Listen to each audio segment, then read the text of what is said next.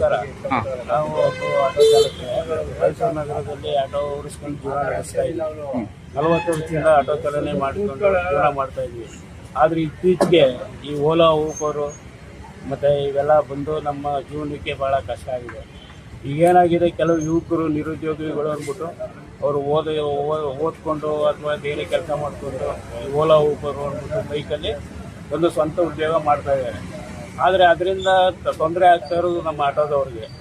ಆದರೆ ಏನಾಗುತ್ತೆ, ಈಗ ಪಬ್ಲಿಕ್ ನಾವೇನು ಮಾಡ್ತೀವಿ, ಹೋಗಿ ಓಲಾ ಊಬರು ಆ ಮ್ಯಾನೇಜ್ಮೆಂಟ್ ಯಾರು ಅಂತ ನಮಗೆ ಗೊತ್ತಿಲ್ಲ, ಅವನು ಎಲ್ಲಿದ್ದಾನೆ ಏನು ಅಂತಲೂ ಗೊತ್ತಿಲ್ಲ. ತಿಂಗಳಾದರೆ ಸಾವಿರಾರು ಗಟ್ಟಲೆ ಅವನು ಕಮಿಷನ್ ತಗೊಂಡು ಅವನು ಅಲ್ಲಿದ್ದಾನೆ. ಇದರಲ್ಲಿ ಏನಾಗುತ್ತೆ, ಈಗ ಓಲಾ ಊಬರು ಕಮಿಷನ್ನು ನಾವು ಕೊಡಬೇಕು ಮತ್ತು ಪ್ಯಾಸೆಂಜರ್ಗಳು ಕೊಡಬೇಕು. ಹಂಗಾಗಿ ಈಗ ಜೀವನ ಮಾಡ್ತಾ ಇರೋದು ಅವನು. ಈಗ ಇಲ್ಲೇನಾಗಿದೆ, ಪಬ್ಲಿಕ್ಕಲ್ಲಿ ಈ ಆಟೋ ಈ ಚಾಲನೆ ಓಲಾ ಊಬರ್ ಚಾಲನೆ ಮಾಡೋರನ್ನ ನಾವು ಹಿಡ್ಕೊಂಡು ಅವ್ರ ಮೇಲೆ